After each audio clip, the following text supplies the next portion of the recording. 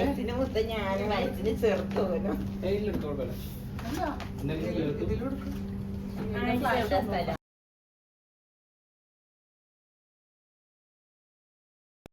ആദ്യം അവിടുന്ന് വന്ന വണ്ടിയോ സാധനങ്ങൾ അങ്ങനെ എല്ലാം വെച്ചിട്ട് തുടങ്ങിയതാണ് യൂട്യൂബ് ചാനൽ. ഇപ്പൊ എന്തില്ല അങ്ങനെ അതൊക്കെ ഞാൻ കിട്ടും ഫോട്ടോ ഒക്കെ ഇട്ടു മക്കളേത്തെന്നൊക്കെ പറയുമ്പോ എന്താണ് നോക്കിയിടുന്നത്. ഒരുപാട് ചിന്തിക്കാനും ഒരുപാട് പറയാനും ഒരുപാട് ചെയ്യാനും പ്രേരിപ്പിക്കുന്നുണ്ട്.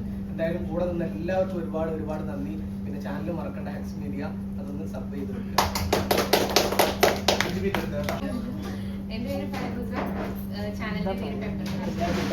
എല്ലാവരും തുടങ്ങുന്ന പോലെ കൊറോണ ടൈമിലാണ് സ്റ്റാർട്ട് ചെയ്തതാണ്. ഹസ്ബൻഡ് അത്യാവശ്യം വീഡിയോ എടുക്കുമായിരുന്നു. അപ്പൊ അത് വെച്ചിട്ട് എനിക്ക് എന്തെങ്കിലും യൂസ് വേണമല്ലോ, അങ്ങനെ സ്റ്റാർട്ട് ചെയ്തതായിരുന്നു ചാനല്. ആദ്യം കുറച്ച് അടുപ്പിച്ചിട്ട് വീഡിയോസ് ഒക്കെ ഇടാനുണ്ടായിരുന്നു. അങ്ങനെ പെട്ടെന്ന് ഒരു മോക്ടെയിൽ ഇട്ട സമയത്ത് അതൊരു ഡിഫറെന്റ് ആയിരുന്നു. അങ്ങനെ അത് പെട്ടെന്ന് വൈറലായി, 1 മില്യൺ 2 മില്യണിലേക്ക് പോയി. അത്യാവശ്യം സെലിബ്രിറ്റീസ് ഒക്കെ കമന്റ് ചെയ്തു. അപ്പൊ അത് ഭയങ്കര പ്രൊഫൈലൊന്നും ഒരിക്കലും എന്റെ അനുഭവങ്ങളില്ല. കഥകൾ പറയുമ്പോൾ ആ കണ്ടന്റ് കയറിയും എന്റെ മുഖത്ത് എക്സ്പ്രഷൻ കാര്യങ്ങൾ വരുന്നതാണ്. പിന്നെ ഒരുപാട് സന്തോഷമുണ്ട്. പിന്നെ ഒരു കാര്യം വെച്ചാൽ ആരോഗ്യ പ്രാർത്ഥനകളിൽ നമ്മൾ എന്ത് മതി നിങ്ങൾ കാണുന്നില്ല, അത് സോഷ്യൽ മീഡിയയിലൂടെ പരിചയപ്പെടുന്ന ആൾക്കാർ പ്രാർത്ഥിക്കാറുണ്ട്. ഭയങ്കര സന്തോഷം തന്നെയാണ്. ഈ തട്ടത്തിൽ മരത്തിലെ ഒരു വോയിസ് ഞാൻ ചെയ്തിട്ടുണ്ടായിരുന്നു. പയ്യന്നൂർ കോളേജിന്റെ വരാതിയോട് ഒരു ഇത് ചെയ്തിട്ടുണ്ടായിരുന്നു. ആ ചെയ്ത സമയത്ത് അന്ന് തട്ടത്തിൽ മരത്തിൽ അഭിനയിച്ച ചെക്കനുണ്ടായിരുന്നു. അജു വർഗീസിന്റെ കൂടെ സ്ക്രൂ നട്ട് പറഞ്ഞ സമയത്ത് സീക്വൻസിലുള്ള ഒരു പയ്യനാണ്. എനിക്ക് എന്നെ മെസ്സേജ് അയച്ചിട്ടാണ്. അപ്പൊ മെസ്സേജ് ഇത് നുണയല്ല, സത്യം. അപ്പോ ആ പയ്യൻ പറഞ്ഞായിരുന്നു നിങ്ങൾ വീഡിയോ കണ്ടിട്ടുണ്ടായിരുന്നു. അതൊക്കെ ഭയങ്കര സന്തോഷം തന്നെയായിരുന്നു.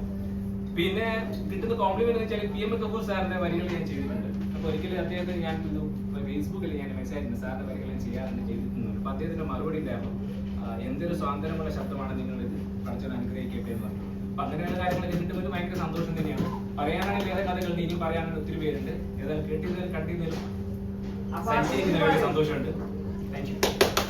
ഒരു വർഷത്തോളമായി നിങ്ങളുടെ ലൈഫിലത്തെ ഗോൾ അടിച്ചിട്ട് ഇപ്പോൾ കളിക്കുന്നു. എല്ലാരും അങ്ങോട്ട് പോണം, സ്റ്റേജിൽ പോണം.